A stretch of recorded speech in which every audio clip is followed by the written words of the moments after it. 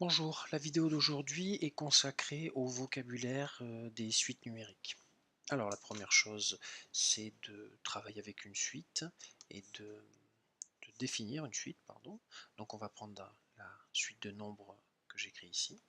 Donc 1, 3, 5, 7, 9 et 11, et on va pouvoir s'arrêter là. Alors, vous l'avez certainement reconnu, mais c'est une suite de nombres impairs. La première chose qu'il faut que l'on définisse, c'est la notion de terme.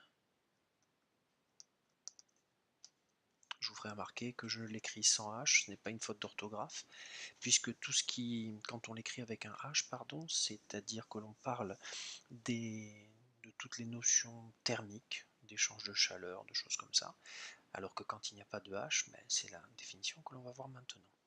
En fait, un terme correspond à un nombre de la suite. C'est-à-dire que ici,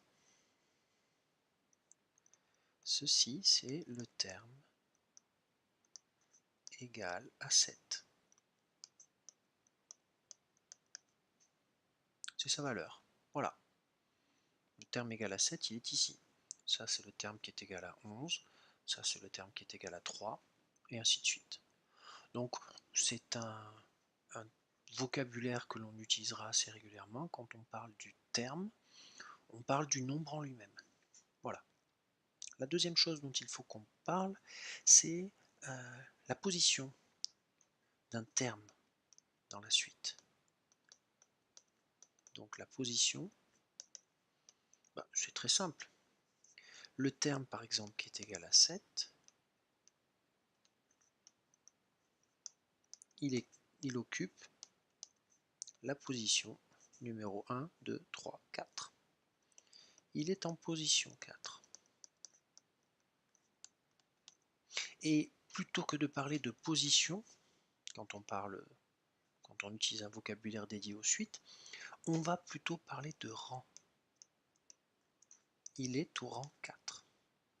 Le rang est un synonyme de la position, mais c'est le terme qui est employé dans le cadre des suites numériques. Voilà. Par exemple, ce terme-là, 9, terme égal à 9, occupe 2, 3, 4, 5, la cinquième position, et ainsi de suite. Alors par contre, vous voyez que là, je suis quand même obligé d'écrire un certain nombre de choses. Les mathématiciens étant des feignants, n'ayant pas envie d'écrire des choses inutiles et n'étant surtout pas des littéraires, eh bien, ils ont cherché une écriture qui allait condenser, synthétiser tout ça.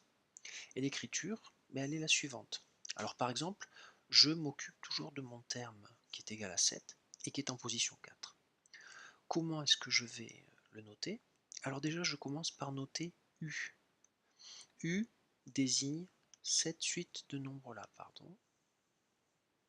Ça, c'est la suite U.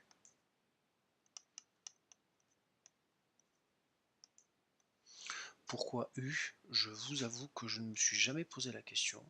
Pourquoi est-ce qu'on a commencé par la lettre U, pas par une autre? Je n'en sais rien. Ce que je sais, c'est que c'est une habitude et qu'on désigne très souvent les suites par la lettre U. Quand on a deux suites, la première on la note U, la deuxième on la note V, et ainsi de suite. Mais on pourrait employer n'importe quelle lettre pour désigner une suite. Et donc, ce que je vous disais, c'est que là, notre but, c'est de condenser toutes ces informations, la notion de terme, la notion de position ou de rang, de condenser ces informations en une seule écriture. Donc déjà, j'écris, je vous le rappelle, la lettre U pour bien préciser que je parle de cette suite qui est encadrée.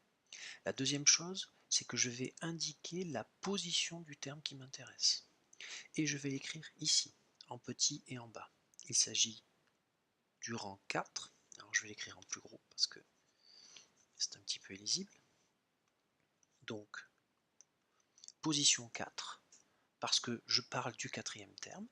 Et je vais dire que ce terme de ma suite U qui est en position 4, eh bien sa valeur c'est 7. Ce qui se résume à U4 égale 7. Voilà. De la même façon, je pourrais dire que U2 est égal à 3. Pourquoi? Parce que dans la suite U, qui est ici, le deuxième terme, là, sa valeur est égale à 3. Donc vous voyez que c'est relativement simple à comprendre.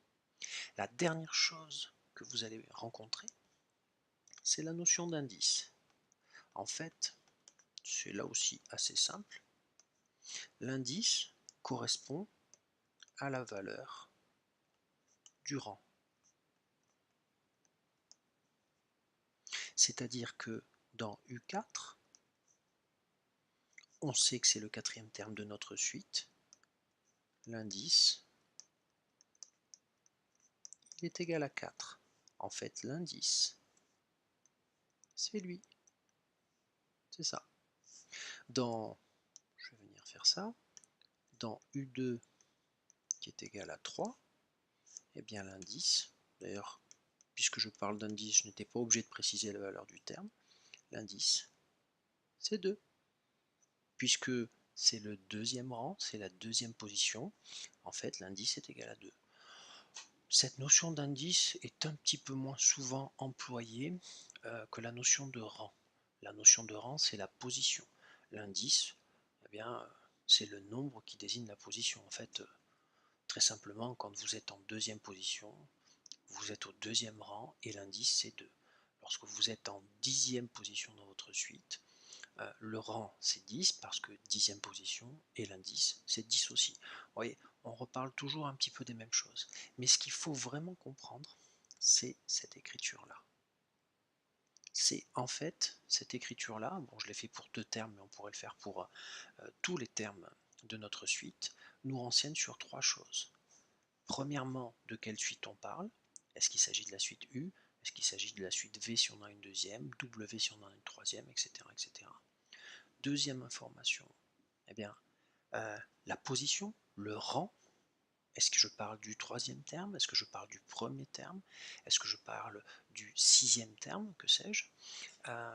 Et dernière information, ben, la valeur de ce terme-là. La valeur, par exemple, ici, pour U4 égale 7, d'accord? Eh bien, ça c'est la valeur 7, c'est la valeur de mon quatrième terme de la suite U.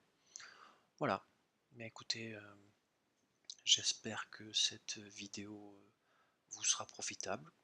Vous allez surtout l'utiliser au démarrage enfin vous devriez surtout l'utiliser au démarrage, si jamais vous avez envie de travailler un petit peu, pour les notions de vocabulaire, ne pas se tromper, ne pas faire de confusion entre le terme, le rang, l'indice, etc. etc. Après, je vous garantis qu'une fois qu'on a un petit peu l'habitude, ça va tout seul.